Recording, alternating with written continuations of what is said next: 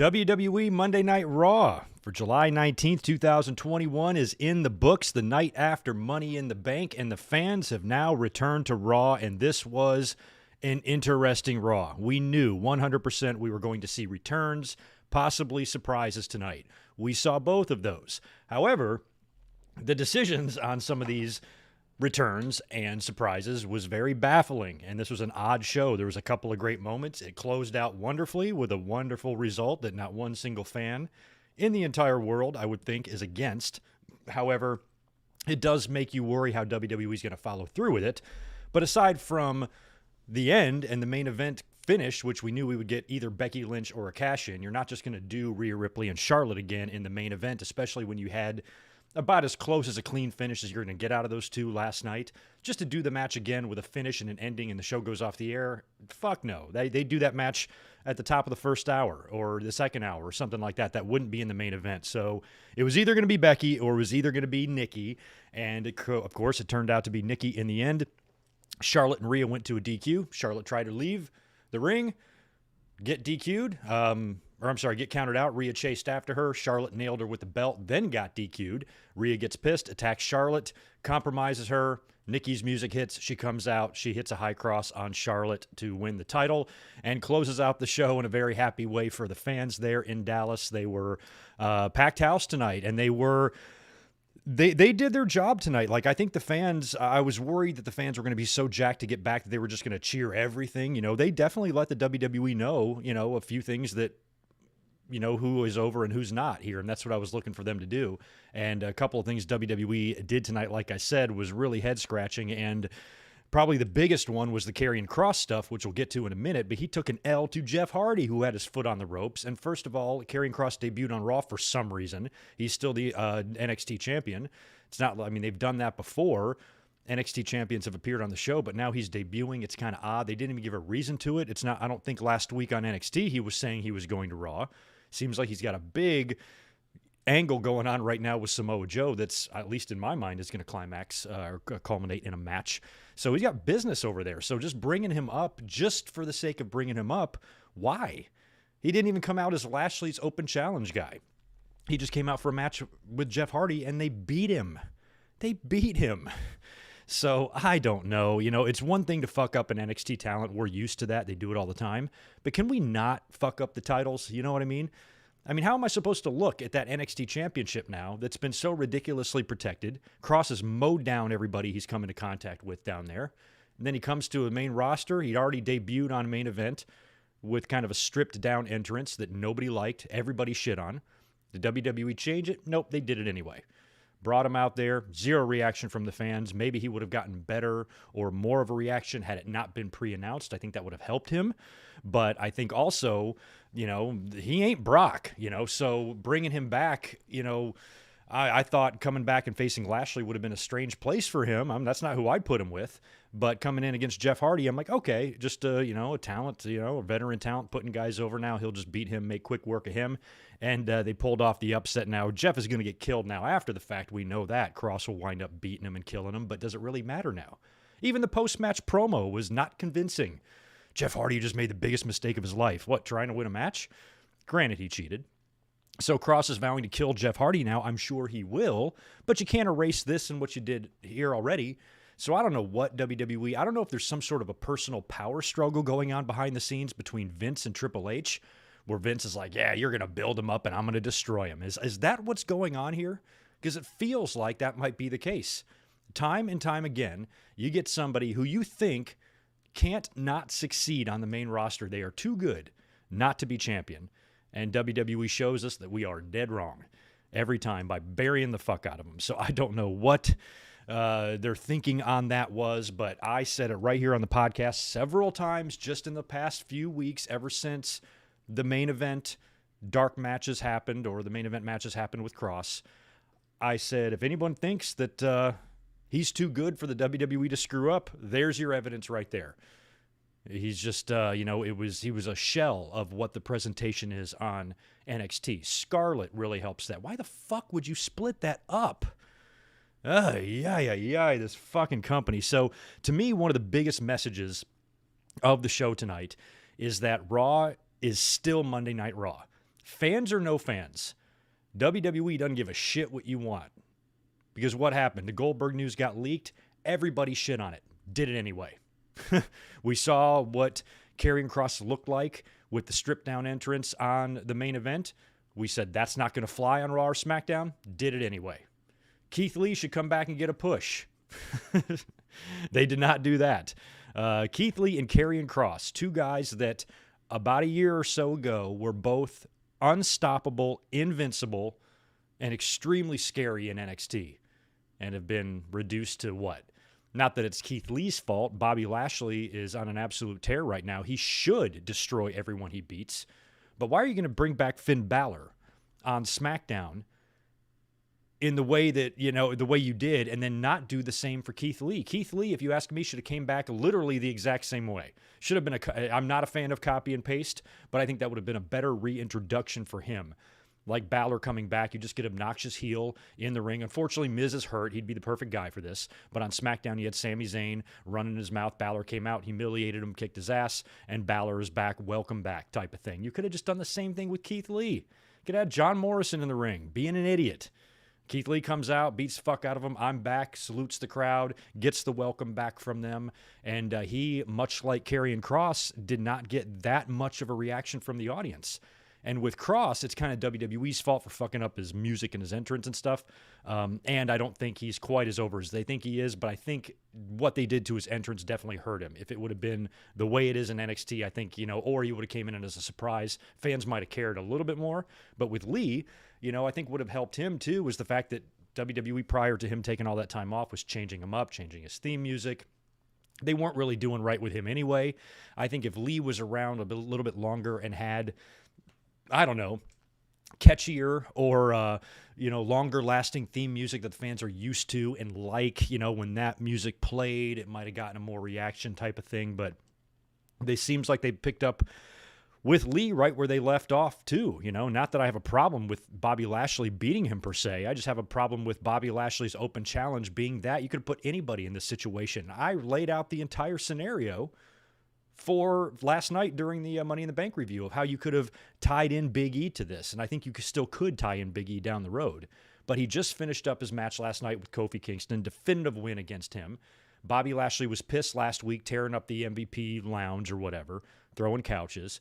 So tonight, after he got his revenge on Kofi and just beat the piss out of him last night, he should have came out to the ring tonight and said, look, I've got unfinished business. That little pipsqueak video game player, Xavier Woods, pinned me last week, and I'm not going to let that stand.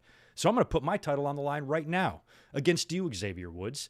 Come on out here. I'm giving you a shot at the title. That's how badly I want to right the wrong for last week. I'm willing to risk my title for it. So, of course, Xavier Woods jumps on that opportunity, comes out there. Lashley murders him. Kofi, who's still not 100% from last night, tries to get in the ring to help Xavier. Lashley then destroys him, beats the crap out of both of them, and then out comes Big E to make the save with the briefcase. He could have done the cash-in right fucking here on Raw. But we heard about the rumors about Goldberg, and that was what was done after the Keith Lee match. Out comes Goldberg, and it was super underwhelming. I think even Goldberg, it seems like I could tell by his body language that he knows he's here because of a contractual thing, and it's SummerSlam, and WWE wants to bring out big stars. There's no way he's going to beat Bobby Lashley because he doesn't have any contracted dates yet, or left, unless he signs on for more. The only way he does beat Bobby Lashley is if there's a cash-in. But how stupid would that be? Somebody laid that out to me on Twitter. Well, Goldberg, or they said it was like obviously or something like that. Goldberg's going to beat Lashley, and then Big E will cash in on Goldberg. And I'm like, WWE's dumb and everything, but that makes no sense. I mean, to have Lashley get beat by Goldberg, come on. So if anything, this should be a nice feather in the cap of Bobby Lashley. It better be. If you're going to pay Goldberg to work big matches, he better fucking lose those big matches to at the very least, try to, beef up the resume of the current champion, much like it did for McIntyre and for Strowman, and now hopefully for Bobby Lashley at SummerSlam. So I'm just kind of going over some of the highlights of the show here. We're going to go through this match by match. I just kind of wanted to get some of that out right now. Good to see everybody here. If you could do me a favor, smash the thumbs up button for me, all that good stuff. We'll talk about the show from top to bottom. I'm going to scroll over to the top here and knock out a couple of super chats before we get moving. We'll talk about the show tonight. We will speculate on how SummerSlam looks now, because we basically did get that confirmation on both of those title matches at SummerSlam. They basically told us that tonight. They did not waste any time. Roman, Cena, Goldberg, Lashley. So that's what we're getting. And I'm going to be there to see that.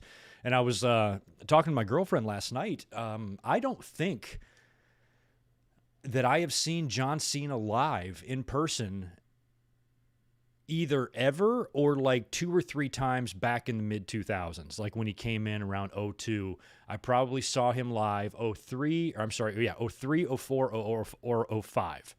I probably saw him live at some Raws or pay-per-views or something, because I was at a feud during that time period. But after that, I didn't go to another show until Survivor Series 2018. I don't think Cena was there. So I actually have not seen live, modern day John Cena. So this is like going to be my first Cena experience, which is really weird to think about, but it is. So we got SummerSlam. The 2 big matches now are set. Like I said with Nikki, we'll talk about that later.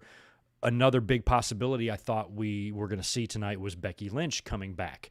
And if she did, in fact, Charlotte being the champ now, that would be another big, match for SummerSlam, Charlotte and Becky. So you kind of felt like Charlotte might get confronted by Becky at the end of the show here tonight and set up a SummerSlam match, but we didn't get that. We got Nikki ASH instead. So if Becky is going to come back and get in the middle of this in any way on Monday Night Raw and be in the title picture for SummerSlam on the Raw brand, then I worry how long Nikki's reign is going to run here. I worry that Charlotte's going to beat her for the belt in 2 weeks on Raw and win the title back and go on to SummerSlam to face Becky Lynch or something. So I don't know when Becky's coming back. It would appear that she would need to come back for SummerSlam. And now that they ran this angle on Raw, I'm inclined to believe that she might hop over to SmackDown. Because whatever happens, Becky Lynch and Seth Rollins are going to be on the same brand. So if she's on Raw, Seth wraps up his program with Edge and hops over to Raw and joins her, maybe around the draft time or the end of the summer, or Becky just turns up on SmackDown, and she's on that brand now. So I think you go either way there. So since they put the belt now on Nikki ASH, they just might carry that into SummerSlam and do something entirely different with Becky. But I don't know, putting Becky against Bianca, I think Bianca's got a match with Sasha or something, so I'm worried that Becky will come back on Raw, and between her and Charlotte and Rhea Ripley, that's either going to muscle out Nikki Cross, or it's going to be an excellent way to get her over. You know what I do? I do a fatal fucking 4-way. Charlotte, Rhea, Becky, and Nikki, with Nikki defending and Nikki retains at SummerSlam. Imagine that feather in the cap. Jericho talked about how he beat Austin and Rock in the same night. Nikki ASH could talk about how she beat 3 of the best ever in WWE in the same match. So that could be fun, and it would be a total upset, and it would get a pop from the crowd. I'll be screaming in Vegas if that happens. So I don't know, but it makes me worried for Nikki's run based on, some stuff that we still think might happen for SummerSlam. So you guys can tell me your rankings for the show tonight. Give me your grade A, B, C, or D, 0 through 10. What did you think? Raw, we're going to go through all the bad stuff here. We're going to talk about Lee. We're going to talk about Kross. And we're going to talk about some of the good things as well. And we're going to talk about SummerSlam. So let me know what you thought of the show. And let me say hello to a few people that are here. I don't have time to say hello to all of these names since we have a decent audience, but let me at least knock out the super chats. Thank you to George Morris for the $5. Welcome back as always. I know we're getting a 0 out of 10 from you. Just curious, you've said your birthday's in September. What year? 76 or 77. And yours is January 16th, 1980. You're an old bat like me. Nice. Right on, George Morris. 0 out of 10. I'm giving Raw 6 out of 10 because some of those decisions tonight was fucking garbage. I don't know what they're thinking. Reese Jones, good to see you. Thanks for the $5. To all the fans who moan about Charlotte, she always seems to be the person cashed in on, with this being the third with Carmella and Bayley and now Nikki. Yeah, that's because she's also been champion a lot, but you're absolutely right. She does drop the belt a lot that way, and this is the third time she's been cashed in on. So I don't know what the record is. I don't know who's been the victim the most. It might be her. So all you fact checkers in here, let me know who kind of holds the record for that, for losing their title in a cash-in situation. R.I.P. Karrion Kross. My God, we're going to talk about it. Just stay tuned.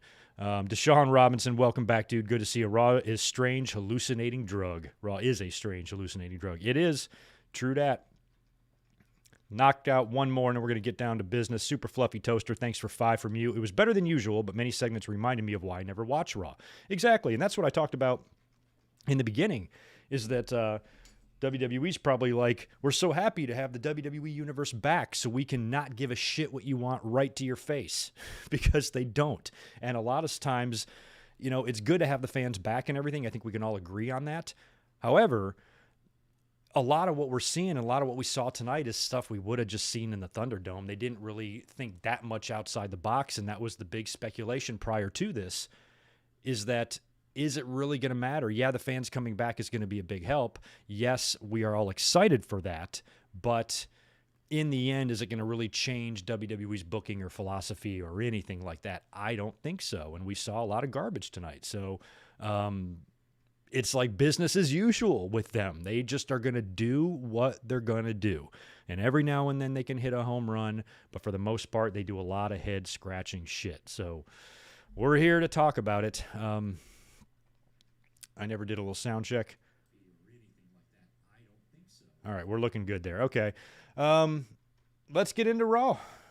Again, thank you to everybody who's here. Smash that thumbs up button for me. And if you are new to the channel or watching this for the first time, make sure you subscribe. We're here every Monday for a Raw review, although I should tell you this might be my last Raw review for 2 weeks. I'm definitely not going to be here next week because I go on vacation. I leave 1 week from today on a Monday, and then I return the following Monday.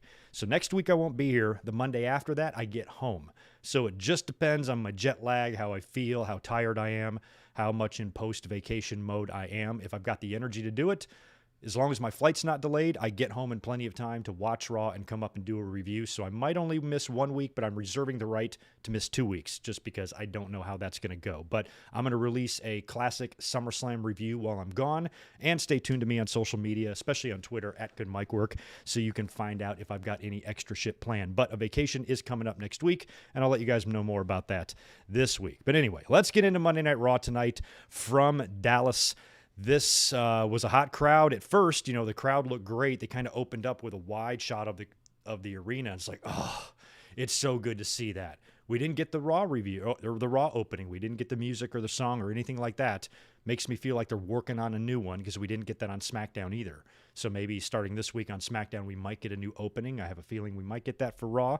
Even though the Raw intro is kind of new, I kind of want them to ditch it only because it reminds me of the Thunderdome. The song itself is fine, but it reminds me of the worst and most terrible era in the history of wrestling. So I just don't want to be reminded of that. So maybe we'll get a new one next week. But seeing them open this week with the wide shot of the crowd and then John Cena's music playing and opening up the show, it's like, man, what year is this? You know, it almost felt like my brain just reverted back to 2015 or 2016 or something. It was good to see him, you know, and I said that last night too, you know, when he came out there, and I'm like, yeah, we all kind of knew he was coming back and everything, and the Roman match was likely, but just to see him out there in the flesh, it's kind of nice, you know. We kind of missed John a little bit. So seeing him come out here on Raw was odd. I actually didn't like it. It's just because they were so close. I mean, the pay-per-view was in Fort Worth last night. They're right there. So might as well use Cena while you got him there in the same spot. So they brought him out on Raw. He opens the show, and he basically just confirms what we already knew. He is going after the Universal title at SummerSlam against Roman Reigns. He said Roman was the reason he came back. He's going after the Universal title. I think he even mentions his title wins, his reigns, because I think he's like one away from Ric Flair or beating the record. I think he's already tied Rick. One more beats it, right? And I've said for a couple of years now, ever since the Universal title was created, that before John Cena hangs up the wristbands, he will be Universal Champion. It might not be here at SummerSlam, but he will be that title holder at one point. They want his name in the history. They want him in the heritage and the legacy and all that stuff, especially if this is a title that's going to be around for a long time. They've already got Goldberg and Brock and guys like that on the list. They need Cena. So I think at some point when he breaks that record, this is the title he's going to win. I just don't know if he's going to beat Roman Reigns or not, especially since he's going to go and do another movie immediately after that. So probably not. He's probably just going to lose again, and he came out there to confirm that that's the match that's going to happen. Now, the promos between these two and the build, which I'm hoping starts Friday, is going to be good because the promos between the two the first time were interesting because Cena was really putting Roman on the spot. Remember when Roman forgot his lines and Cena just buried him in front of the entire audience? Like, it's going to be interesting to see the dynamic now. This is a different Roman, and I hope, like, I'm curious if Cena's going to be able to trip him up, or if, if this is going to be, another way for Cena to test him, if he's really, truly ready. And this could be, kind of like when Roman beat him before, it didn't have the torch passing feel. It just felt like Cena versus Roman, a match that nobody really wanted to see. It's kind of a different dynamic now. So this could be your Hogan Warrior WrestleMania 6 type of moment where Cena says, all right, you're ready. You beat me, whatever. This is your company now, which we already knew, kind of thing. I wouldn't put it past them to actually do, if it turns out to be a clean victory, if there's no Usos, if there's no nothing at SummerSlam and Roman just puts down John Cena, I almost think there might be a little show of respect. Like, okay, I know they kind of did that the first time. I'm almost certain, right? These two guys were white meat baby faces back then. I'm sure there was an embrace or a handshake or something after the first encounter. But it might be different this time, considering who Roman's character is and where Cena is in his career and life. So, and it might be a deal where Cena does, because that's the way Cena is. He can do a promo the next night or after, backstage on WWE.com or whatever, after the show, after losing to Roman. And he can say stuff like that, this guy's ready. This is his company now. And, he showed me who the tribal chief is. I don't know. Cena did the thing tonight when he came out. Just saying, maybe a Cena and Roman-led NWO. John Cena and Roman Reigns turning up front row on Dynamite. Oh, I'm getting way ahead of myself. But anyway, Cena confirms what we thought. He's going to face Roman at SummerSlam. Riddle's music hits. Riddle comes scooting his ass out there. He doesn't do anything except get in the ring, and they just do a long bro on the mic together with their cheeks touching each other. It's adorable. Totes adorbs. So Riddle and Cena sang bro together, and that was the end of it. So it wasn't like anything crazy happened. Cena just came out, got the pop from the crowd, said, I'm challenging Roman, kicked off a SmackDown angle on Raw. And Riddle came out and had a little funny moment with him, and that was it. So Cena was there. And then we opened with a 6-man tag. We've got Riddle, who stayed out there after his little sing-along with Cena. He teamed up with the Viking Raiders to take on John Morrison and AJ and Omos. Now, last night in the review, I guaranteed a Viking Raiders and AJ and Omos rematch tonight. I don't know if this counts. I guess it doesn't, but it's close enough. 6-man. I also think we're going to get Mysterios and Usos again on Friday, based on the Usos winning the title and the Mysterios coming out and helping Edge in the main event last night. So I think we'll get that here. This is going to be a way for the writers to get back on the map, I think. Pretty funny spot on the outside of the ring. Miz is out there in the wheelchair. Riddle comes around and grabs the drip stick out of Miz's hands and sprays Omos, who's standing on the apron, sprays him on the back, and then tosses the thing back to Miz, and he catches it, and Omos turns around and sees it. Miz is shit in his pants. He's trying to wheel his ass away, and he can't, and the whole thing is a big misunderstanding. Morrison gets caught in the ring alone. Viking experience to him for the win, and the babyfaces got the win. So I did get a kick out of Riddle pulling an Eddie, except instead of a chair, he's tossing that ridiculous squirt gun back at the Miz. That was funny stuff. In some boring stuff, a match I didn't really watch, Symphony of Destruction match. They've done a few of these, or a couple of these. I know Elias and Hardy had one, and I don't know Elias and Strowman had one. There might have been more. And this one, of course, was between Elias and guess who? Mr. Merca, Jaxson, Ryker, who WWE feels like this issue is still not done. I feel like it is. Every time Elias and Jaxson have gotten in the ring, Jaxson has just destroyed Elias and beat him and humiliated him and punked him out. And there's no reason to do another match. But now they did a gimmick match between these two. They got the piano. They got all the bullshit out there. Elias is in the ring. He's about to sing, and then he's interrupted by Ryker on the screen. Ryker comes out to not much of a reaction. I mean, if this guy can't get over in Texas, he ain't getting over anywhere. So hopefully WWE will just turn him heel or just give up this America babyface shit with him. So they have a match. They beat the hell out of each other, of course. Pretty big superplex spot at the end, which did look good. He nailed Elias with that and beat him. So Jackson's ownage of Elias continues. And hopefully this is like it, because, I mean, who did Elias piss off? I don't understand. Like, he has literally just never done anything different than just coming out there singing and getting his ass kicked. And it shouldn't be that way. He's a little bit more valuable than that. Even he was out for that, year? He came back, picked up right where he left off. Week number 1, as if he never left, and I think we're done using Elias to get Jaxson some wins. Jaxson Ryker can move on to working with somebody else, I think. I think it's more than time. I did not hear one word of the backstage segment with Adam Pearce, Sonya Deville, Mansoor, and Ali and Sheamus. I asked you guys on Twitter what happened. Apparently, Adam and Sonya basically just told Mansoor and Ali that they are now going to be tag team partners and that Sheamus had to defend his U.S. title later on against Humberto Carrillo. I think that's all that was really said there, but I missed it. And then we get a Charlotte promo. So Charlotte comes out to the ring. And I thought something big was going to happen here because I believe this was at the top of the hour. So I'm like, oh, shit, this could be a good place for Becky to come back because Charlotte is in street clothes. She's not here to wrestle or anything like that. She's just coming out here for a victory lap. And this could be a perfect place to have Becky come out, stare down, Summerslam match. Felt kind of obvious. Becky tweets out during the show, oh, it's so fun breastfeeding at home watching Raw. I'm like, girl, you are at Gorilla. You know you're there. I was convinced she was coming out tonight, but they're going to save her, hold her off. So Charlotte instead just gets on the mic, talks about how great she is. I won last night, blah, blah, blah. And then Rhea Ripley comes out and wants another match and demands another match. And Charlotte's like, no, fuck off. I decline your request.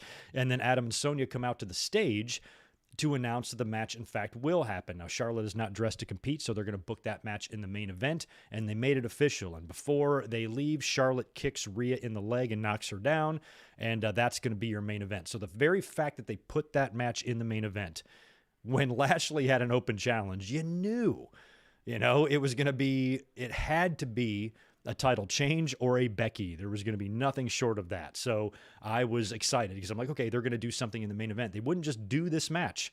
Like, not tonight, not on this Raw. They're not going to leave in an underwhelming way like that. Just do a match, do a DQ, referee calls for the bell, and the two brawl as the show fades to black. Fuck no. We're getting Nikki. We're getting Becky. We knew it. So that was going to happen later on. After that, we got a tag team match. Tag team champs Natty and Tamina defeating Nia Jax and Shayna Baszler. Nia Jax with the Tina Turner hair all bushed out. I actually kind of liked it. Looked pretty good. I still don't understand why Nia Jax and Shayna Baszler are even together. I don't believe this was a title match. Reginald was outside of the ring, and of course he screws up again, costing Nia Jax and Shayna Baszler the match. I believe Tamina pinned Shayna Baszler. After the match, Shayna is pissed. She's telling Nia, this guy is screwing up time and time and time again. How much of this do we have to take?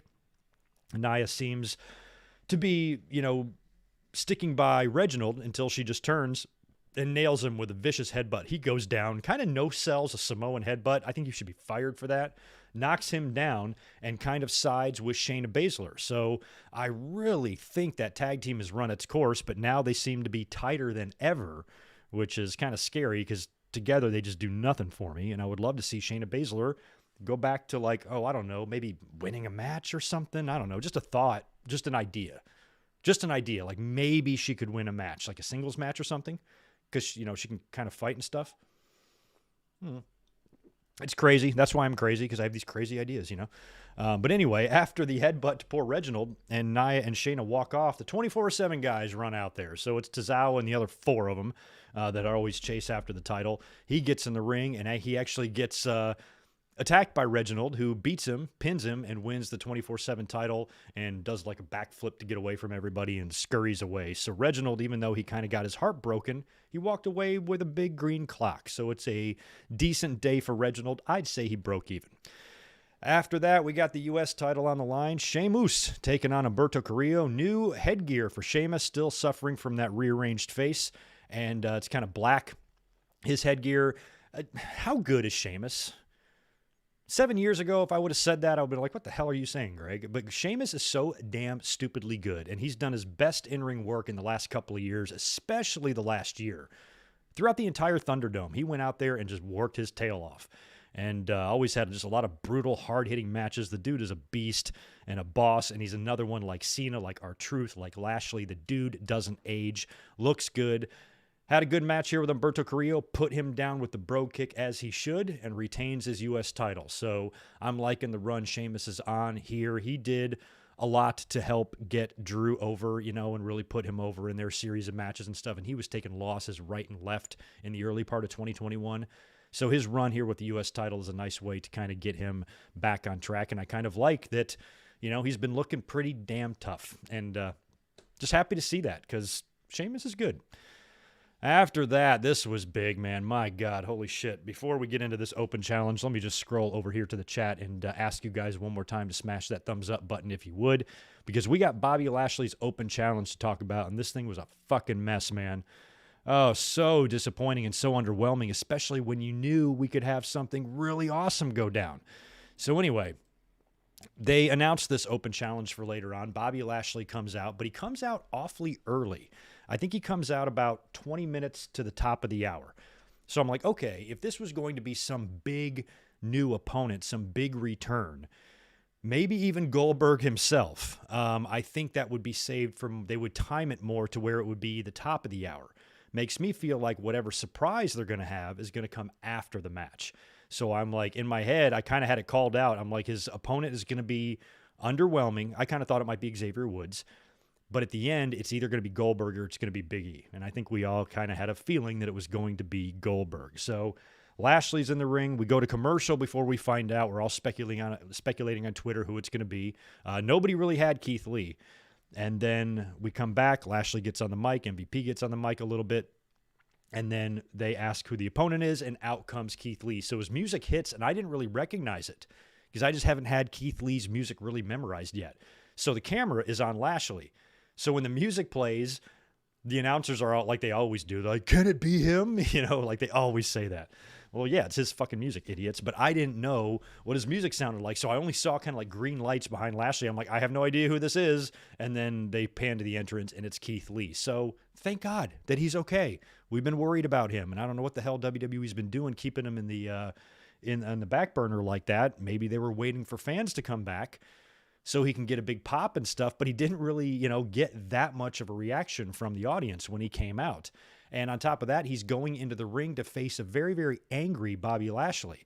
So I was immediately like so happy to see Keith Lee, but also like, how the hell is he going to win the title here? He's not. And if I'm bringing Keith Lee back, I'm not going to bring him back in a losing situation. So I was kind of also thinking there would be a DQ type of deal. I'm like, double DQ, Xavier run in. So I don't know. Something's going to happen. MVP will get involved. They're not just going to beat Keith Lee, but then again, Lashley is an angry champion on a tear, about to go into the ring and face Goldberg at a big pay-per-view. He needs to win every single time that bell rings and he's involved in a match, and nothing less. So it was a lose-lose for Keith Lee in this situation, and I don't think this is a good way to bring Keith Lee back. I think you could have brought him back a lot of ways. You could have brought him back in a Sheamus U.S. title open challenge or something like that and had him win the title, or just brought him back in a way, like I mentioned earlier, the way WWE brought Finn Balor back on SmackDown. Because when Finn Balor came back, that's the way you bring back a babyface. Just have him beat up an obnoxious heel. Just have John Morrison in the ring on Raw talking about how moist he is, and then Keith Lee just comes out there and kicks his ass, and he's back, and he salutes the Dallas crowd. It's his home state. Good moment for him. This is only beginning, folks. I'll be back next week to fight again. And I'm here, and I'm going to be a player here. But instead, they just bring him right out. Losing to this man is not a burial. So anybody that says he's buried is an idiot. It's just not the way I would have done this. I just wouldn't have put Keith Lee in this situation at all. Especially if right after the match you do the Goldberg spot. What a waste. You're completely upstaged. Not only is your return upstaged by somebody who's wrestled even less than you this year, but it makes your whole entire return forgotten. And you lost. So this is just a horrendous usage. And what the fuck are they doing? What are they, in Wedding Crashers and Will Ferrell, what is she doing? I never know what she's doing back there. The Meatloaf. I don't know what they're doing back there. I just don't know what they're doing back there at all. Who decides this shit? Like, God, this is so fucking awful. Think about that talent roster. Go to WWE.com right now and look at Raw's roster page. You could probably pick out 24 names that you could have put into this spot against Lashley so he could just beat him, stand in the ring, celebrate, and Goldberg comes out to make the confrontation. That's all you needed to do. So Lee is back. That's great news, but I feel like his he never even had a chance to build any momentum. You know what I mean? So now he's going to be back and he might win some matches and stuff and shit like that. But damn, he just had a title match. He got beat pretty handily. By the way, Lashley, I believe just beat him with a spear. He had some offense. I mean, he took Lashley, a little bit to the limit. Lashley had trouble getting the hurt lock on. I don't think he ever really fully applied it. Took a spear to beat him, but he still beat him. And that was it for Lee. So, okay, whatever, WWE. So after the match, like we said, we had the big Goldberg spot. Lashley, I think MVP gets back in the mic and starts talking smack again. So you knew this was it. You knew Goldberg was coming out. Music hits. Goldberg comes down to the ring and just gets in Lashley's face and says, "I'm next." So, the fans that complain that Charlotte gets unnecessary title shots need to stick it up their ass. Give me a break. This is ridiculous. If this is so...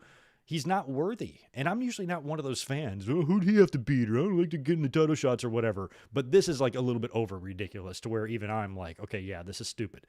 Sometimes I think fans' anger overtakes them and they just say, hey, you shouldn't get a title shot just because they don't like him. But this is a situation where he really does not deserve a title shot. He went for the title already this year at the Royal Rumble, a match that only lasted a couple of minutes and he got beat. So Lashley doing this to Goldberg is great. Really in the end, I have no problem with that. But there's also a story with Kofi and Xavier, and I feel like Big E could be a part of that. I still think Big E will. I think cashing in on Lashley makes more sense than cashing in on Roman for Big E. So I kind of hope that he does do that, and that can still happen. It can still happen at SummerSlam after the match with Goldberg. Big E can come out.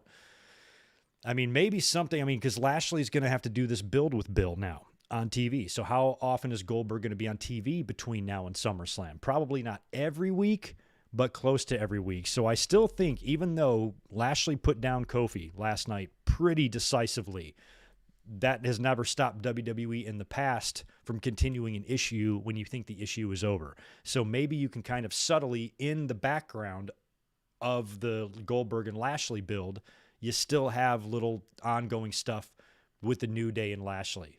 Xavier still has that pinfall victory that Lashley has got to right. He's got to right that wrong, I think. So I think sometime between now and SummerSlam, maybe you do another Lashley and Xavier match or something like that, or do something to where Lashley can do something really dastardly to the New Day. Maybe injure Xavier Woods or maybe injure Kofi, kayfabe injure them. And, just do something horrific to them to where they're like off TV. So then maybe in the match with Goldberg, let's say Lashley beats Goldberg and then Kofi and Xavier return. They jump the ring. They attack Lashley. They beat him down. They get revenge for what he did to them. And then they, come on out, big man. And then they bring out Big E. Hell, you could even get super nuts and do a double turn. That would be weird because Big E's so goddamn charismatic and everybody loves him. But shit, you have New Day come in and screw over Lashley, beat him down, and then Big E beats him, and then the New Day become a heel faction or something. The New Hurt Business? No, that wouldn't work. You got to keep Big E babyface. But, you could do something like that. So I think Big E can still be a part of this at SummerSlam. But Goldberg, we don't need him. We just don't need him. So this means, at the very least, according to the internet reports and all of that, we're looking at a minimum of 3 more Goldberg matches. This one and then 2 more next year. Unless they do something really stupid and put the belt on him and sign him on for another match or 2 so he can drop it. But with a briefcase floating out there, I suppose there is the possibility that he could actually win the title and not have to defend it if he gets cashed in on.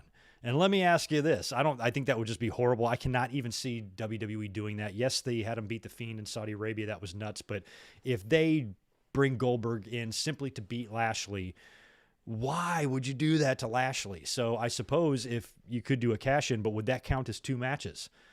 Would WWE have to pay Goldberg twice? Like, if he got cashed in on?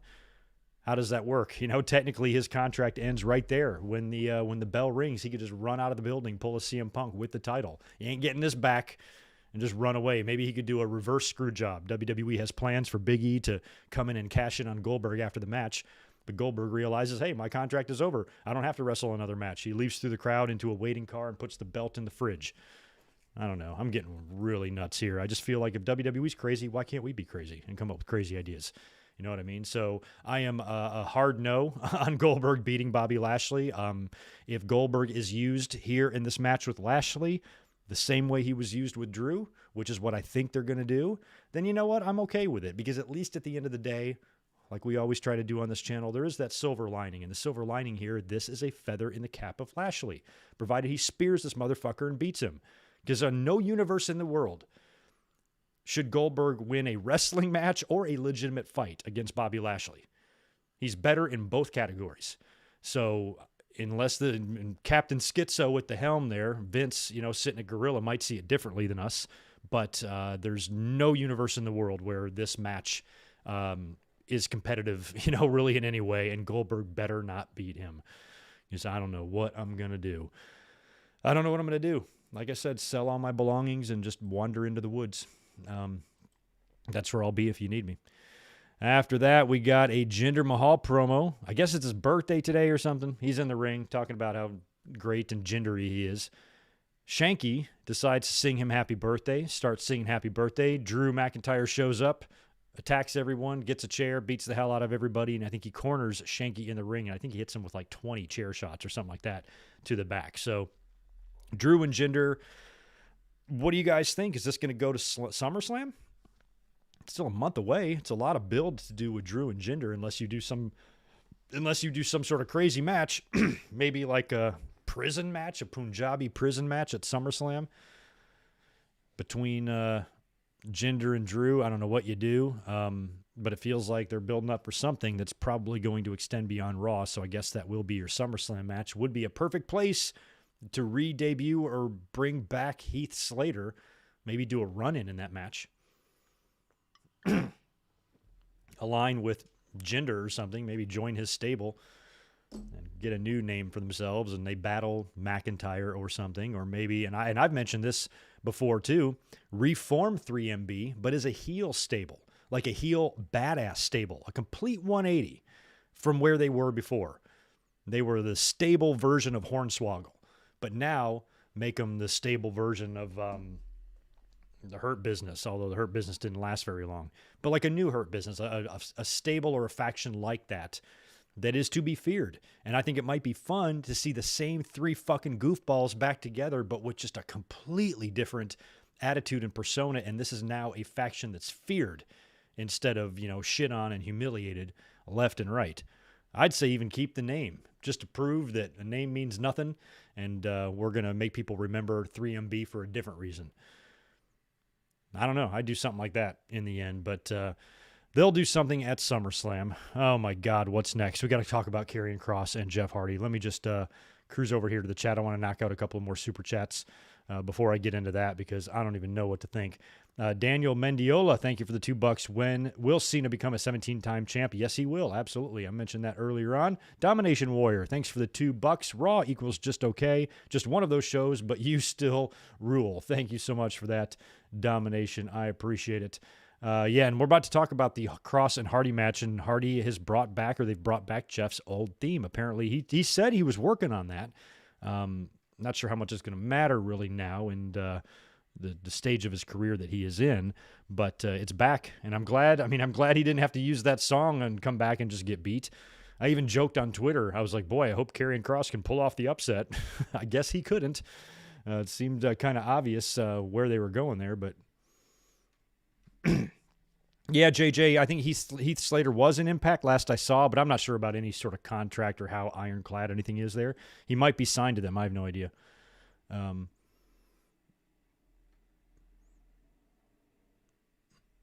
Jose's got Big E cashing in on Bobby Lashley at Clash of Champions. I don't think we're getting Clash this year. I think we're getting Extreme Rules. Extreme Rules is the pay-per-view in September, and that presents a really good opportunity for a cash-in. You got to remember, we only have one briefcase left now, but an Extreme Rules match could be extreme. Somebody could get hurt at Extreme Rules, so you could do a Big E cash-in there. I think a Big E cash-in would be fun at SummerSlam, though. You get that stupid Goldberg match out of the way. Maybe the fans shit on it or something. They just don't give a shit about Lashley and Goldberg. Lashley beats him, and then Big E just comes out and cashes in. Fans would love it, man. Fans would absolutely love it. I would love it. Good to see you, Iron. I missed your name there. Iron something. I lost you. Bigger audience than normal, so I can't shout out everybody here, but I see you. We got to talk about Karrion Kross and what's the shit, or what's his name? My God. He has kids. I know. Anyway, we're on now to Karrion Kross and Jeff Hardy. So WWE announced that Karrion Kross was going to debut on Raw, like during the show or something. They might have announced it during the day earlier. I had a really busy day, so I was not aware of really any earlier news until about showtime tonight. So I saw that. I'm like, oh, that's weird. I mean, it's not surprising that they're bringing him up, but it's weird that they're bringing him up now with kind of like no reason given. Oh, we're just going to bring the NXT champion to Raw for a match. I know they've done that before, and they've brought in guys like randomly and stuff, but why? Why? Like, why even do this now? Is there any reason? Did you give a reason? Have you been teasing this in any way? Yeah, they done the main event stuff with him, but it almost seems like they're telegraphing him getting rid of the NXT title and moving up to the main roster. It feels like they're letting us know that whatever he's doing down there in NXT, he's going to wrap that up. It's probably going to be with Samoa Joe. And if Jeff Hardy can beat Karrion Kross, so can Samoa Joe. So I think Samoa Joe is going to be the one to take that title off of him. But now you're letting us all know what's going to happen when he goes back down to NXT now. It's just weird. So I don't know what the fuck. So he comes out there. The entrance is completely different. Like we said, it's a very stripped down version. The entrance begins with him already in the aisleway. The lights are down. They come up. He's standing there. He's still got the Karrion Kross music, but a lot less smoke. Of course, no Scarlet. And kind of the badass part in the ring where the lights flicker and he does the whole thing, it feels like that's all gone too. And it's clearly not as good. And they saw this. They tested this out on Main Event. The fans saw it, said it was horrible. Isn't that what the point of testing it out is to see how it is? And if you're looking at something at NXT, something that works, something that the fans like, an entrance and a presentation that is terrific, and then you purposely fuck it up and just branch it off and split it up and put Scarlett over here and take half the music away and what the fuck are you doing? Like, I think the fans would have liked the actual entrance and all of that. So that's strike one on poor Kross. And, then he gets in the ring and has this match with Jeff Hardy, which we thought was just going to be mostly an exhibition, and Kross was going to make pretty easy work of Jeff. He did dominate him for most of the match. I think Hardy caught him with a twist of fate. He missed a swanton, I believe. I forgot how he got Kross down, but basically he pins him near the ropes, and Jeff Hardy puts his feet on the ropes for extra leverage. Referee doesn't see it and counts Kross out, and counts to 3, and Jeff got the win here. So this guy who has been invincible, ridiculously protected, mowed down everybody he's touched in NXT. Nobody has given him a super true test yet. And he loses to Jeff Hardy, an aging Jeff Hardy, who's taken losses to half of the bottom of the card on Monday Night Raw this past year. Man, I do not like, and I refuse to use the word burial 99.9% of the time, because the fans improperly and misuse the word all the time. But, maybe you can use it here. I don't know. That's just like, how am I supposed to look at this man now? Imagine if Brock came out there, and just got beat by Mansoor or something. I was like, what the fuck, or whatever. So I just don't understand the thinking there. Yeah, it's to anger Kross. We know what happens when you anger the wrong person. We're seeing that right now with Bobby Lashley. And I'm sure Karrion Kross will get his rematch next week on Raw. Guaranteed. It'll be next week on Raw. He'll kill Jeff, but the damage is done. Can't come back from that now, man. I wanted Karrion Kross's shoulders to be pinned to the mat for the first time to be a big deal. Something that might never happen. I mean, if he faces Joe, he might get choked out and lose the title that way.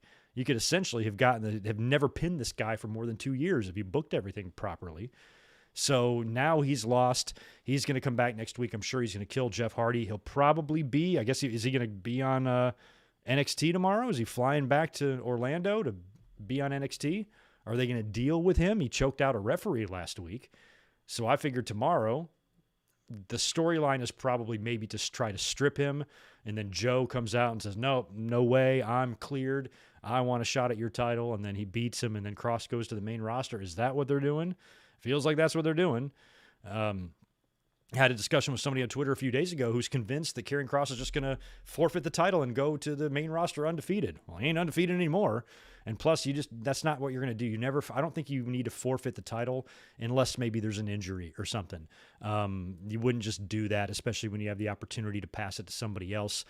Just having him leave and doing a tournament for it, I think it would diminish the title. I'm not sure if they did the title any favors tonight by having Kross lose the way he did to Jeff Hardy. So, Kross forfeiting the title or being stripped and sent to the main roster, I cannot see that outcome in any way.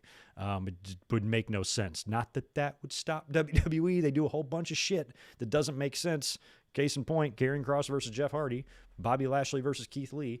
So they ain't above it. It just seems like something that I sure as shit would not do.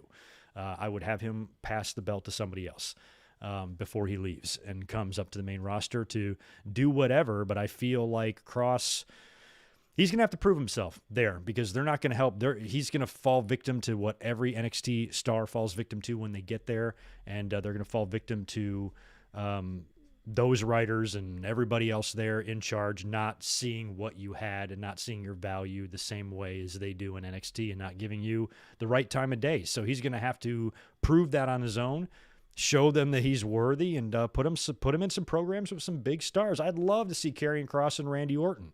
Because Kross, remember, he was Killer Kross prior to coming to WWE. He's a very vicious, dangerous man, just like the Viper. Young versus old, veteran versus young guy, both very similar. Both have a similar look. They even look alike, kind of. But they're very, kind of methodical and shit like that. And I think it would be an interesting dynamic, and it sure as hell would be able to test what Karrion Kross really has. Can he really hang with the elite of the elite in WWE? No pun intended. AEW. That'll be the big test. But they ain't off to a good start. So we like Karrion Kross on this channel. We wish him the best of luck dealing with the absolute hell that is going to be that main roster. But I fucking told you they'd do that to him. And I'm not surprised. What a mess. What a mess. I didn't even catch any of the Alexis Playground with Eva Marie and Doudrop. They were both there. I think even Lily reappeared on the swing set. Alexa Bliss talking a bunch of gibberish. I don't know, so I can't tell if she's entering a feud with Eva or Doudrop or both. Eva was acting like an asshole. She was kind of rude to both of them, including Doudrop. And they ended up walking away, getting a little bit spooked by Lily, who kind of appeared out of nowhere. So I don't know where that is going. Don't really care either. Who knows? Before we get to the main event, let me knock out a super chat or two. For real. Thank you, dude. Appreciate the $10 from you and welcome. Wish my boy Keith Lee was facing Lashley for the title at SummerSlam. Me too. Instead of Goldberg doing nothing but blowing up my eardrums with that loud ass "I'm next." Hope you enjoy SummerSlam though, Greg. Thank you so much for that. I will enjoy it despite the head scratch and stuff. But yeah, that would have been just as good. Keith Lee he'd be an excellent opponent for like a pay-per-view match or something like that. So they could have stretched this out. They could have had Lashley say, nobody else. I've beat everybody on this damn show, and Drew can't even get a shot at my title now. There's nobody left. And then have Keith Lee come out and said, I'm back. I'll challenge you for the title. But I think they had wrestled earlier on in the year, correct? Before Lee left. I think they did. So it's a shame. Keith Lee should have been treated better than he was. I don't know what their problem with him is. I mean, he was the man in NXT. Triple H loved him. Double champion. Remember the night that he lost and Triple H told the entire NXT locker room who was out there at ringside that Keith is leaving, going up to the main roster and wish him well. And, they gave him a standing O. They did a great documentary piece on him on the network and stuff. He is just an excellent person and exactly who you'd want. And he's a good wrestler who the fans respect. So the minute he gets to the main roster, it's like they couldn't figure out what they wanted him to wear. They couldn't figure out what his music was going to be. It's like, none of this should be hard. It was fine. Why do you fix shit that ain't broke? Which is what WWE always does. Like Karrion Kross. Let's just completely rearrange everything on a gimmick and a presentation and a character that, at least from a visual standpoint, is flawless. He ain't the best in the ring, but the presentation is on fucking point. So what do? You screw all that up. It's like, do they have something against these people? Did Kross make somebody mad backstage and they're purposely dismantling everything that made him special. I don't know what the hell they're doing. I don't know what they're smoking. Whatever it is, I don't want any because it looks like it makes you stupid. So, okay, WWE, this is your talent here. I mean, these are your toys you're fucking up, I guess. You got an opportunity, it feels like, with certain pieces of talent to literally print money. And it's like you purposely do the opposite, despite yourselves, despite us. I don't know what, but heads up the rectums. Heads up the rectums. Main event time now. Of course, this was going to be the Raw Women's title rematch from last night. New champion Charlotte defending against Rhea Ripley. Help me out. Did they subtract a couple of championships off of her run, or are we not counting the NXT titles? I think they announced her here as an 11-time champion. But if you count NXT, I think she's 13. And I don't know. I'm assuming they're counting the Divas in there because she did win the Divas title, right, before rebranding it. So I don't know what the exact number for Charlotte is, but we know it's a lot. So anyway, she's a 66-time world champion. She comes out to the ring for the match. Match is underway. I'm getting ready for the stream at this point. I'm scrambling, trying to put together a new thumbnail and get everything ready. So I'm eyeballing it. I didn't catch anything until the end when Charlotte basically just has enough of Rhea Ripley, grabs her title, starts to leave. Rhea gets out of the ring to try to bring her back, and Charlotte nails her in the face with the belt. Referee calls for the bell and DQs Charlotte, so Rhea Ripley gets the win there via DQ. Rhea is now pissed because Charlotte took the cheap way out to save her title, so beats the shit out of Charlotte. Didn't beat the shit out of her as much as I thought she would. I mean, I would have put her through a table or something, but she's kicking her ass pretty hard. I think they were running short on time, and then Nikki ASH's music hits. You saw the ring apron lighten up where they were fighting, and she comes out there running. You can tell how excited she is. She couldn't even contain it in her body. I was worried she was going to trip and fall over herself. And she ran down there, got in the ring, gave the briefcase to the referee, rang the bell. I think she just climbs right to the top rope, hits Charlotte with a top rope high cross body, pins her just like that, and is your new champion, jumps out of the ring, celebrates with the fans, and at least the show closed with a wonderful moment, because who doesn't want to see Nikki Cross cash in and win the women's title? So we got two Crosses now on the roster, on the main roster. I guess that's why they changed her name to Nikki ASH. But now that she's champion, I feel like she's graduated. She should be FSH, fully superhero, or whatever the fucking term will be now. And I'm so happy for her, because if there's anybody in the company that deserves it, and I'm not a big fan of just rewarding wrestlers who aren't over the title just because they've been there a long time. Even though that's nice, sometimes doesn't always make the best business sense. But there's not too many people who would disagree with putting the title on Nikki, because she is good. She's already proven that she can be good. She's played like a crazy heel before. She's good in the ring. She's in good shape. She's athletic. And she's just unapologetically enthusiastic, overly enthusiastic. And she can do it. And, remember, she was the nutso person in Sanity. And remember the I'll play with you, Becky thing and all that. She could be fun. If she could be a scary crazy, and she can be a fun crazy. That's versatile. So Nikki ASH, more than anybody on that women's roster, in my mind, deserves it. She seems like she's an absolute peach to deal with backstage. If I was a woman on the roster, she's probably a great friend. She's probably so nice. She's probably not catty or self-absorbed or attention-seeking or anything like that. She just seems like a wonderful person, and it couldn't happen to a nicer person. And at least we closed out the show in a nice way, and it looked like Dallas was popping hard. She was celebrating. She looked so happy, and I'm sure on YouTube, WWE will release some backstage interviews with her celebrating and all that stuff. Should be pretty funny. Just really, really happy for her that she won the title, because she deserves it. But now, where do they go from here? What do? You got SummerSlam on the horizon. I kind of thought they were going to have some sort of a big match, maybe Becky and Charlotte. Now we don't know what they're going to do. And what I worry about is if WWE's got some crazy big match in their back pocket planned for SummerSlam, like a Charlotte and a Becky, I worry that Nikki's title run could be short. And that would suck if they give her the title just to take it off of her, give it back to Charlotte, and you do Charlotte and Becky or something big at SummerSlam. But on the SmackDown side of things, I think that we're probably, I don't know, I feel like we're going to get Bianca and Sasha Banks again. I feel like that's the only match you do over there unless you bring somebody else in to challenge her. Otherwise, there's, or Becky could come over to SmackDown because, like I said, Becky and Seth are going to wind up on the same show. Maybe not right away, but, soon they're going to have to be on the same show together. So Becky should show up over there. But if you are going to do a Bianca and Sasha Banks rematch, that's a singles match for the title. So maybe on Raw you can do something different. Like we proposed earlier, maybe you do a fatal four-way for the Raw title and you involve Charlotte Flair, Rhea Ripley, Nikki ASH, or you do a triple threat. You do the three of them and Nikki retains. Or you factor Becky in. Becky comes back, you do a fatal four-way and you still have Nikki retain. I think Nikki Cross getting a win over 2 or 3 opponents in a triple threat or a fatal four-way would be huge for her. So maybe you do that and you actually run with Nikki Cross for a little bit.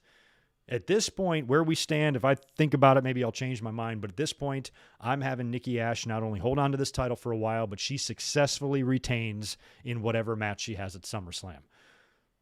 I think that. I even think maybe Sasha could beat Bianca for the title and beat her back for it or something, get her win back. And maybe Nikki actually retains. I would give her a run. But if this cash-in was done simply to create a moment, if this cash-in was done just to give the audience something to cheer for, and then they just yank the carpet out from under us like they always do in 3 weeks and give the belt back to Charlotte or something, then, what was the point and what do you do with Nikki now? So if WWE's got any fucking sense left in their applesauce brains, then at least keep the title on Nikki for a little while and let her run with this as this crazy-ass superhero gimmick. Let her try to get it over. See what happens. Crazier things have happened. Just give her a chance. So, title or no title, I still worry a little bit about what WWE could potentially do to Nikki ASH. So, it was good, though. Happy for her. And as crazy as Raw was, that was a good moment, and that was something that definitely put a smile on our faces. To say the least. Let me answer some questions here since I've been largely ignoring the chat. Oh, thank you for that. I didn't realize that. Wrestling Reese and David Page. I didn't know the U.S. title was not on the line against Sheamus and Humberto Carrillo. Sorry. That is because I didn't listen to the backstage segment with Adam Pearce and Sonya Deville earlier on. I thought, when I asked you guys on Twitter, I thought somebody had told me it was for the title. I guess not. So either way, still ended in a victory for Sheamus, which it should have, and I'm glad. Sorry about that. I had that incorrect.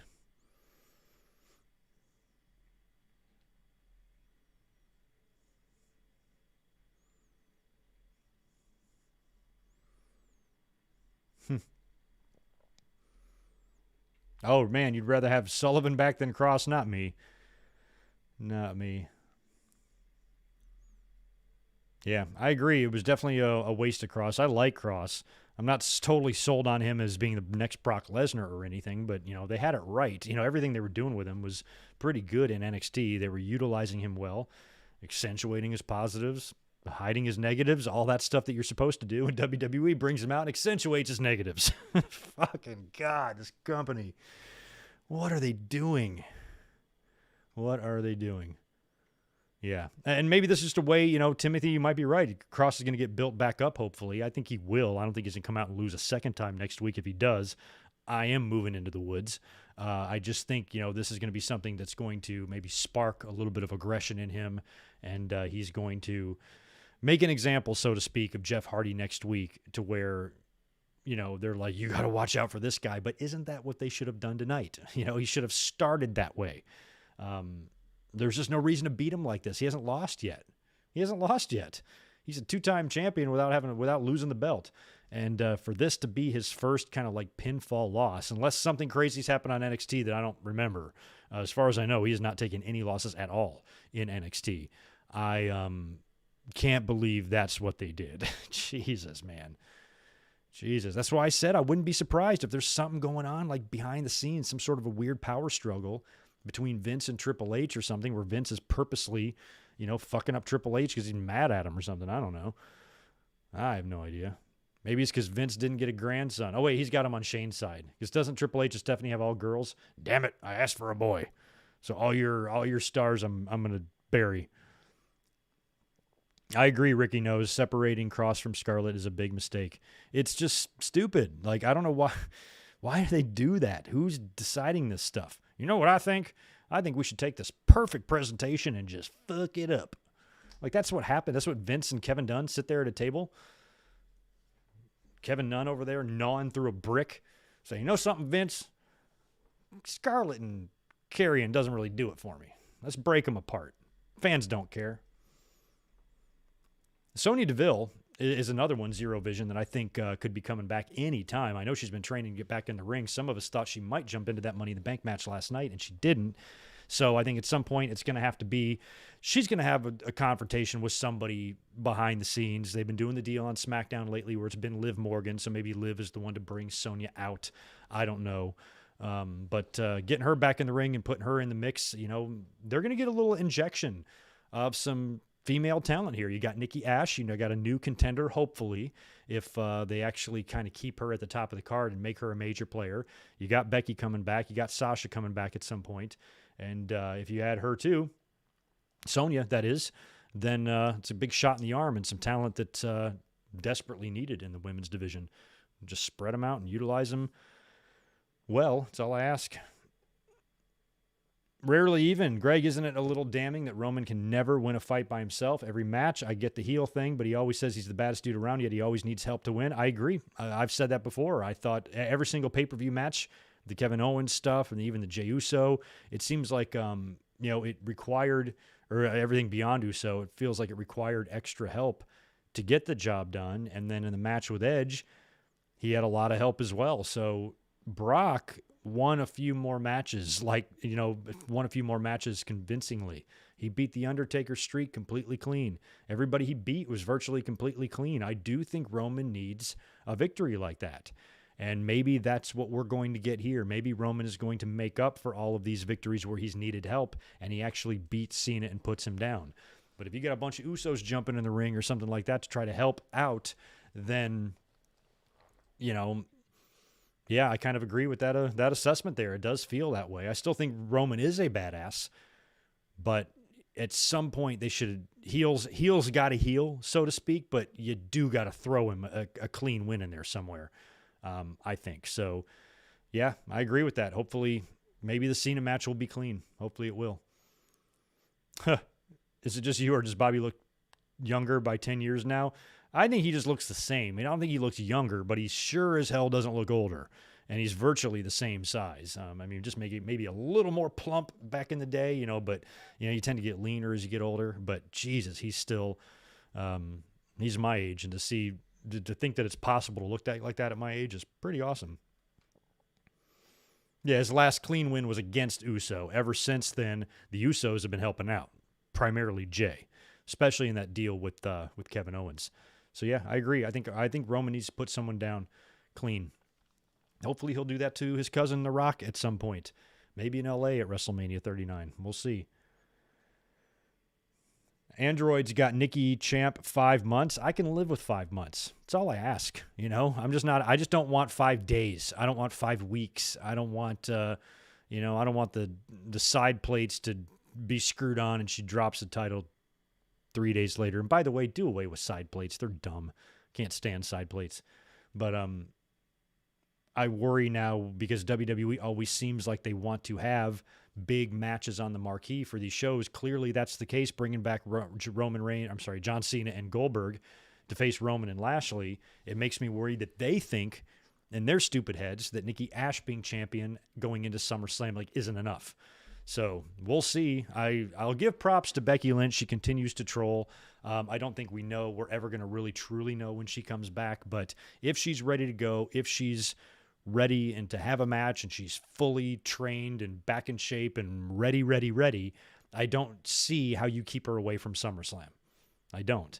Unless you want to save something for the night after SummerSlam, the Raw after SummerSlam, which, come to think of it, I'm going to be at right here in San Diego. I'll be there. So that could also, if Becky doesn't come back and get involved somewhere between now and SummerSlam, then I've got her pegged for sure for that Raw after SummerSlam. Because SummerSlam's a Saturday this year, which is weird. So That's a possibility too. Where do you see Becky coming back? Where would you place her?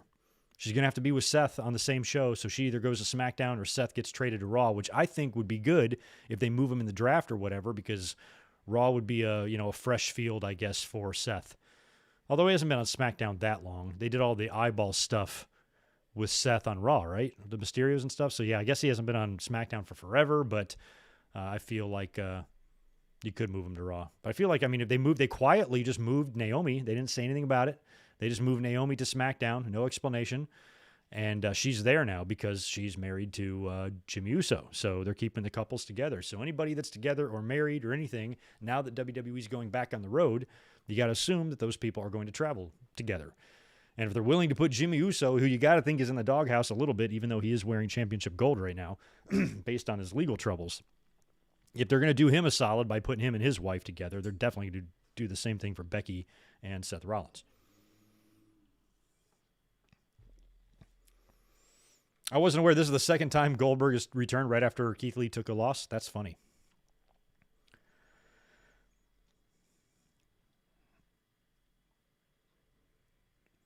Oh, yeah. John Cena, he didn't say a whole lot. You're disappointed that he did not mention the Firefly Funhouse match? Yeah. I kind of do, too. He should have said, last time you saw me, I was doing crazy shit and in the Funhouse match. Didn't even mention The Fiend. The Fiend is another guy that you got to think is got to turn up somewhere, some way, somehow, against somebody at some point. He's kind of out there lingering. Possibly there's been a lot of talk, too, about Braun Strowman coming back. There was something I go floating around Twitter earlier where WWE had released some brand new Braun Strowman merchandise, but then somebody else said it had been up for a while. But there's some Strowman merchandise floating around shop, and we haven't heard much from Braun Strowman. He's obviously financially fine, so it's not like he needs to immediately jump back into work. AEW hasn't brought him out there and signed him as quickly as they have Aleister Black, although he's probably dealing with a bigger non-compete than that. So, he's a guy that I kind of have a feeling might turn back up too if they can renegotiate his deal. If they were paying him $1 million a year and say, hey, you come back for $650, you come back for $7, you can have your job back, and, he might do it. Because, how much would AEW really pay a guy like that? I'm sure they'd love to have him, but do you want to fork out $1 million+ to him? No. So it might just be in his best interest just to stay where he is in WWE.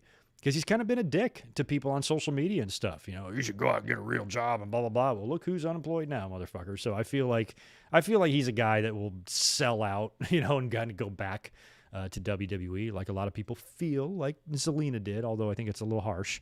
Not sure why the hell she went back there, but it's her decision. Her decision, just like it's Braun's. So we could be seeing Strowman turn back up, which I wouldn't hate.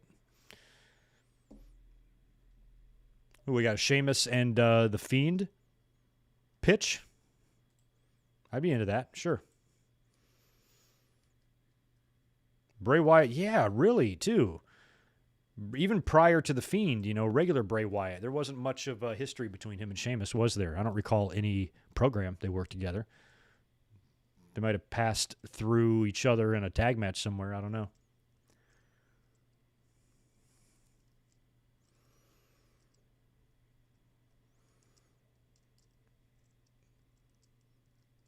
Yeah, I think there's a chance Roman will win clean. This Roman character doesn't win his matches clean, but facing John Cena, Roman beat John Cena clean when Roman's character was inferior. Nobody liked him.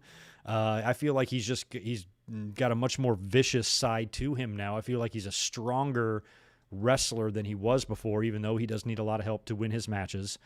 So I certainly don't think it's out of the question to beat John Cena clean. But you're right. John Cena, last time he was around, he lost. It was an unconventional match, but he lost. So if he's coming back to do a movie, I feel like John Cena is going to have more business to do. I don't want to see John Cena come back for one match and be gone for a year. He needs to come back and then whatever he's got to go do the fucking movie or whatever, but try to be around at least for Rumble and Mania, hopefully even Survivor Series, if he can get back and kind of get back into the swing of things by then. So if that's the case, then you do some sort of a cliffhanger with Roman Reigns and John Cena to where Roman maybe beats him with a whole lot of help from the Bloodline. Maybe a new Bloodline member comes out. Maybe The Rock shows up. Rock bottoms John Cena. Oh, my God. Oh, that would be fun. Something like that. And then John Cena loses. He's going to have to go do the movie. Apparently, there's some news today.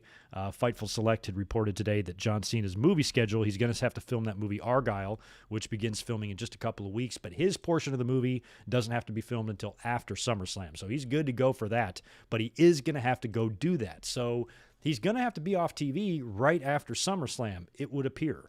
So if you do something like that where you get somebody coming in and you fuck over John Cena somehow or whatever, or injure him, he can come back, pick up that story later on in the year when his movie obligations wrap up. And then you can go into Royal Rumble, you can go into WrestleMania and do whatever the hell you want to do with John. And potentially him winning the Universal title. So Roman Reigns, I feel like, has got a legitimate, real, likely at this point chance possibly making it to Survivor Series with the title, especially if Big E cashes in the briefcase full of pancakes on the Red Show. That could keep the title on Roman Reigns for an awfully long time. Although it's not out of the question Big E cashes on Roman either. I just think Lashley might be more fun, I guess. So Roman, I think not only does he get past Cena, he just keeps rolling. He keeps rolling. We're talking a year plus. I don't know who has the current, kind of modern day record. I think AJ's got it with a year. I know Walter's had the title, since the Reagan administration. But in terms of recent history and non-NXT UK stuff, who's got the record there? AJ or Punk? Might have been CM Punk. CM Punk or AJ.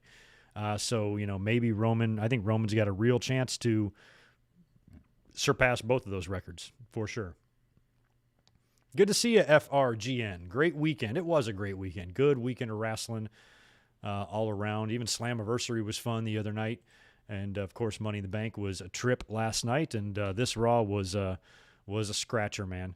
For those who are still here, can you do me a favor and smash the thumbs up button for me? I'd appreciate it.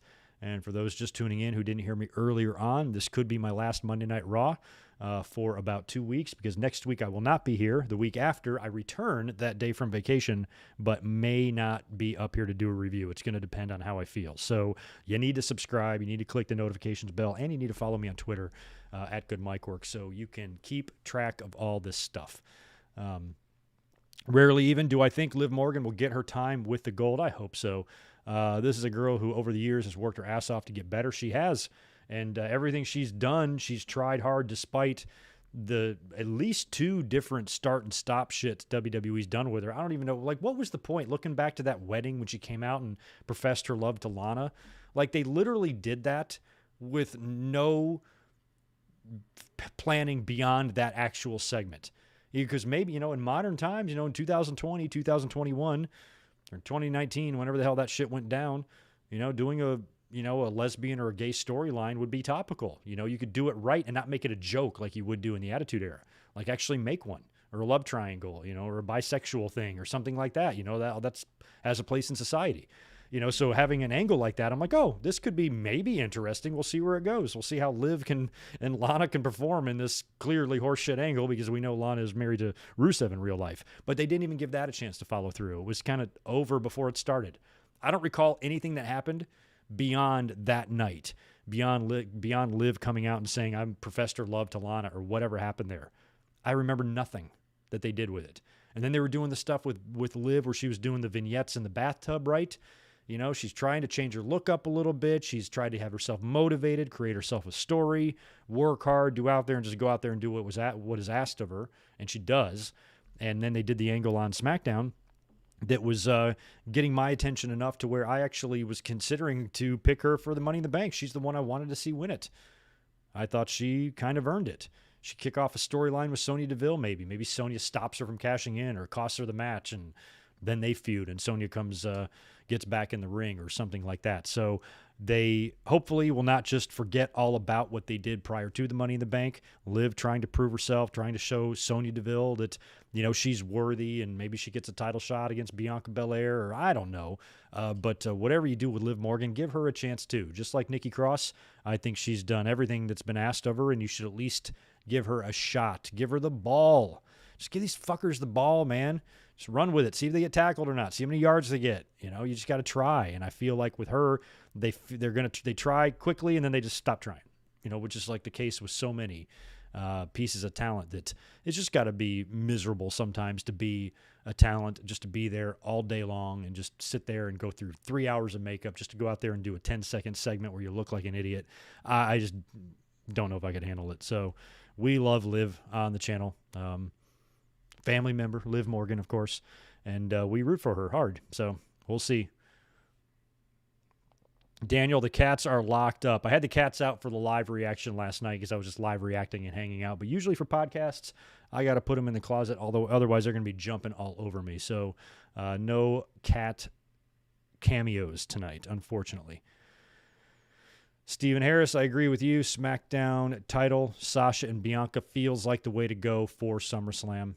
And that will allow you to do something fun on the Raw side. So I feel like a lot of times title matches are like that too, because you got to remember, you already have 2 one-on-one matches set for your 2 men's world titles.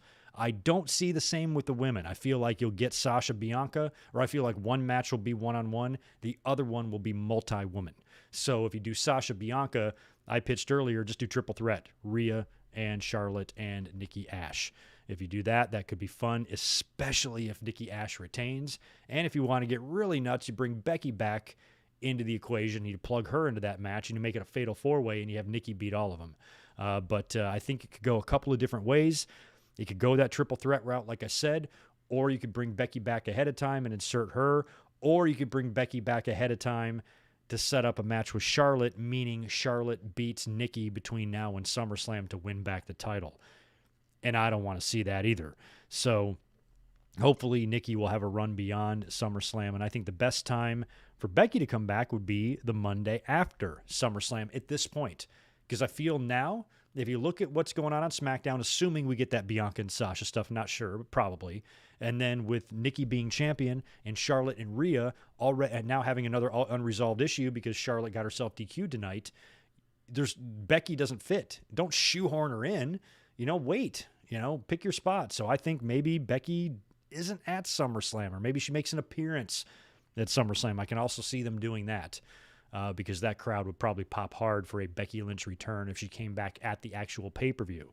So maybe that might be a deal where that actually could be what they do. Maybe Becky comes out at the end of the Bianca Belair title defense and challenges the winner, or has a stare down or confrontation with the winner at the end of the match, setting up, the next program or whatever. Because like I said, Seth and Becky, I think, have got to be together. So there's options. There's still lots of options for the outstanding talent that hasn't returned and come back in yet. And you can go lots of different ways with them. So we will see. We will see. What do y'all have? What do y'all think they should do in that situation? You think Brock is the one who beats Roman? I'll tell you, man, I really want to see Roman Reigns and Brock Lesnar again. Man, the dynamic would be so fun. And I think after SummerSlam would be a good place to bring him back too, or maybe save him for next year or something. But I mean, you got Roman there. You got lots of matches. Think about the year. Think about the run he would go on if they did this. What if Roman beats John Cena at SummerSlam? Then at WrestleMania, he beats Brock Lesnar. And then at the next year's WrestleMania, he beats The Rock. I mean, my God. And he kind of sort of had one of The Undertaker's half-ass retirement matches at WrestleMania that one year. He's beaten everybody, man. But yeah, Roman and Brock Lesnar is a match that I want to see now, because where does Paul Heyman stand? Paul Heyman's been teasing us a little bit about that, because I'm curious how they're going to work that out on TV. They could go in 6 different directions with that. They could have Brock Lesnar coming back pissed at Paul. Like, what are you doing? Aligning with my arch rival, a guy that I've had wars with. Or Brock Lesnar can be into it. What's up, man? Welcome to the family. 2-man power trip with Paul Heyman in the middle. How fun would that be? I don't think those 2 guys would be able to coexist in a situation like that, but you could do it. But if you do the match and you have Paul Heyman either torn in the middle, like Miss Elizabeth when the Mega Powers exploded, or if he aligns with one person, or if he dumps Roman, because there has been chatter about WWE maybe having Roman go back to being a babyface, taking another stab at that, but now after being a heel, he'll probably be a whole different type of babyface, different attitude, and maybe a little bit less loathed by the asshole portion of the audience. So you could have him go back to being a babyface, and then Heyman is back with his, his cash cow Brock, and shows his alliance and his loyalty to him. And then now this is a whole different match. But I mean, I think at some point Roman Reigns needs to put down Brock Lesnar, because Roman, even though he's got, I think it was at SummerSlam a few years back when he got the win in that fatal 4-way, he pinned him with a chair over the face or whatever. It never felt like Roman got a really good definitive victory over Brock Lesnar the way Drew did. Or the way Goldberg did. He needs to beat him like that. He needs to put him down, beat him clean, 1, 2, 3. And I hope that happens. There's a possibility we could even get Cena and Lesnar again, just for shits and gigs. Cena, Lesnar, Rock, they could all be having matches, in the next year or so, or the next 6 months to a year. So we'll see. There's great options. Yeah, Wesley Chen, I'm with you. If Big E's going to cash in, I think doing that at SummerSlam after Lashley beats Goldberg is the way to go. Somebody said Big E should cash in on Goldberg after he beats Lashley, but hell no. It's got to be. Goldberg cannot win the title. It's got to be against Lashley. And Big E can get the ultimate revenge. And like I said, there's going to have to be something in the background of the Goldberg and Lashley build on Raw. Goldberg's probably not going to be on TV every week. So you're going to have to do a lot of promos. You're going to have to do a via satellite deal. You're going to have to do a contract signing, all this shit. But during the weeks that he's not there, Lashley can have another match. And I still think he's going to do something with Xavier Woods and try to get that win back. I know he killed him in that Hell in the Cell a few weeks back, but Xavier pinned him, and maybe he gets one more match with him on Raw and fucks up Xavier Woods, beats up the New Day, and that's used as a reason for Big E to say, I need to go over there and back up my boys, and look at that, I got this green briefcase. That might come in handy. So that's the way I want to see it. Brock and Lashley WrestleMania. We got to get Brock and Lashley at some point. Good to see you, Mr. E. Thanks for being here. Since you're here, smash the thumbs up button for me. I'd appreciate it. We're going to get out of here in just a couple of minutes. I just want to chat a little bit more with you guys, make sure I knock out as many questions as I can. Oh, yeah, Barry, good to see you, too. I don't think I've shouted you out yet. I forgot about Sasha working on the Star Wars show. I don't even know how that works or what she's doing. She can still come back and do SummerSlam, though. I mean, Sasha had that great match with Bianca, at WrestleMania. How do you not work SummerSlam after that, unless you're hurt? Sasha's got to work SummerSlam. I can't see Star Wars. Right, I'm confusing Star Wars with Star Trek, but still, even Star Wars, she should, SummerSlam should be a priority. Not the Millennium Falcon or whatever the fuck.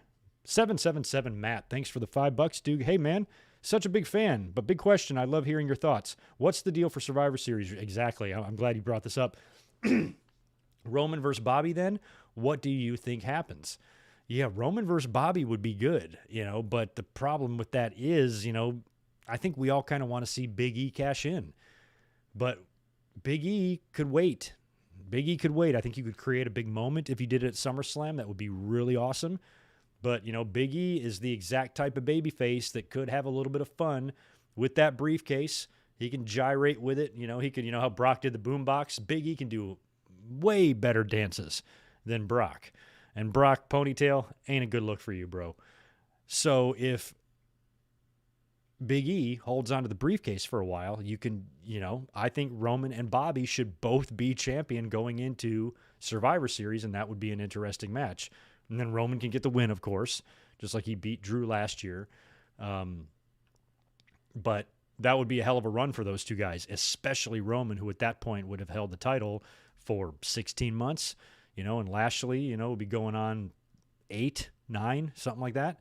So long run for both super strong, credible champions, and that would be an interesting Survivor Series match. You got to think about that, because WWE, they don't think that far ahead. So I can see them putting the title on Big E, like at SummerSlam or something, and then as we get closer to Survivor Series, they decide that they want a bigger match for Survivor Series. So they say, okay, we're going to take the title off Big E, put it back on Lashley, so we can do Roman and Lashley.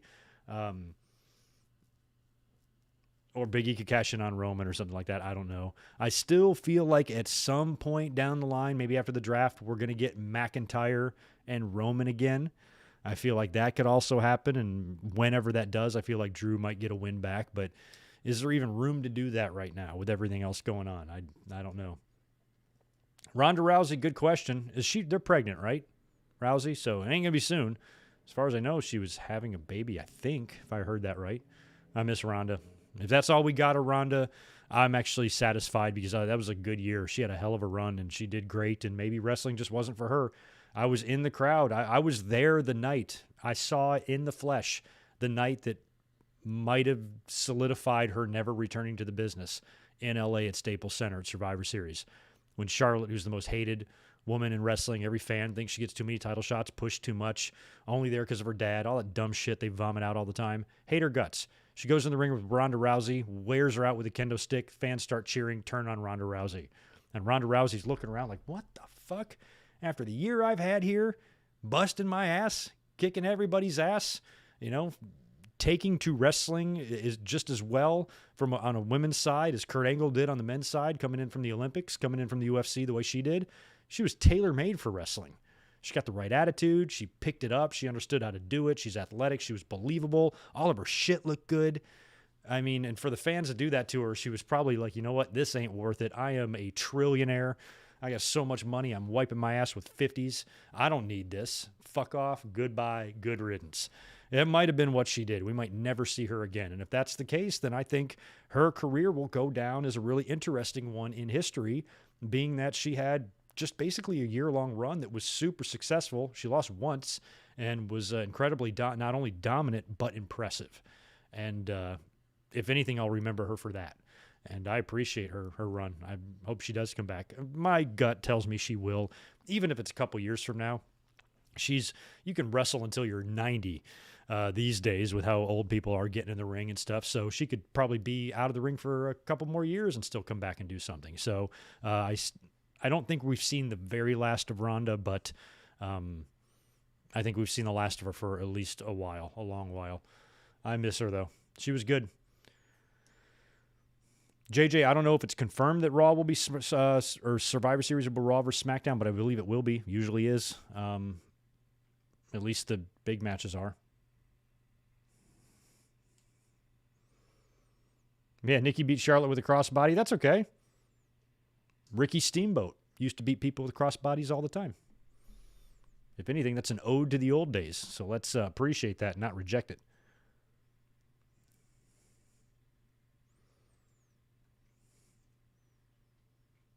You don't see them doing heel versus heel at Survivor Series? I feel like they have, though.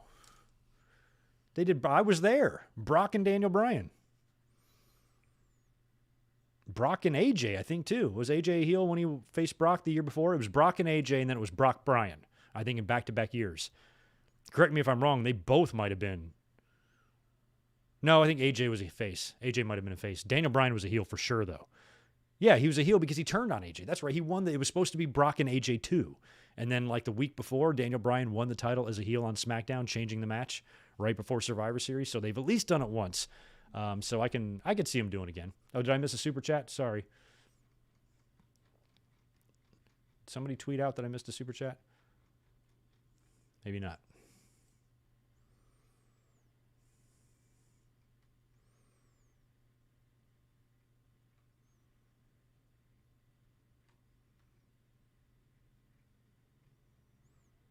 I'm sorry. I thought I read that, but if I did, I appreciate it. Yeah, so AJ was a face for Lesnar, but Daniel Bryan was not. But yeah, that heel versus heel doesn't always work, but it might be an interesting match. With two guys like that, though, I wouldn't even be concerned with heel versus heel. Like if there was an opportunity to do Roman and Brock, I wouldn't give a flying fuck who was a heel and who was a face. I just want to see the match. It'll be interesting. So, I mean, that's one instance where, baby faces and heels really don't matter because that would just be an interesting match. How's it going to go? Who's going to be the dominant one? Who's going to be the aggressor? Where's Heyman going to fit in? How are the promos going to look? All that stuff. So, it's intriguing to me without labels. So, I don't know. But we will see. Anyway, I got to get out of here. It's been a long day for me. I appreciate you guys being here tonight. This week is going to be a little weird because I'm preparing for vacation and I'm trying to get a couple of videos in the can to be released while I'm gone. So my plan, as of now, is to probably come up on Thursday for some AEW and NXT talk. but there's a chance that might not happen. Either way, you'll hear from me Saturday. I'll be up here Saturday and Sunday. Saturday for the Winged Eagle podcast, and then Sunday for a SummerSlam 1998 watch-along, Highway to Hell, Madison Square Garden, Undertaker, Stone Cold Steve Austin for the title, Triple H and The Rock in a ladder match, all sorts of good shit on that show. It's going to be fun to watch, so we'll be up here doing that on Sunday. And then after that, I am out of town for a week, so I'll try to get you guys some content while I'm gone. I'm currently working on a review for SummerSlam 2005, and I'm in the process of watching it right now, about halfway through. Just finished up the Eddie Guerrero and Rey Mysterio ladder match the other night with Little Dominic being involved in that. So crazy. That is a stacked card, and I'm working on the review right now. So I'm going to have that released while I'm gone on vacation to at least give you guys some content to hold you over until my live bald head is back on your TV screen. But keep that in mind for the schedule for this week. Thursday probably, but it is up in the air because I'm not sure how busy my week's going to be because I'm working my ass off until I leave. So anyway, you guys have a great rest of your Monday. Hope you enjoyed the weekend. Leave me all your comments and thoughts on the weekend, last night's pay-per-view, tonight's Raw, the mistakes made, the good news, the new champs, all that stuff that we got. Leave it in the comments below, and I will catch you guys in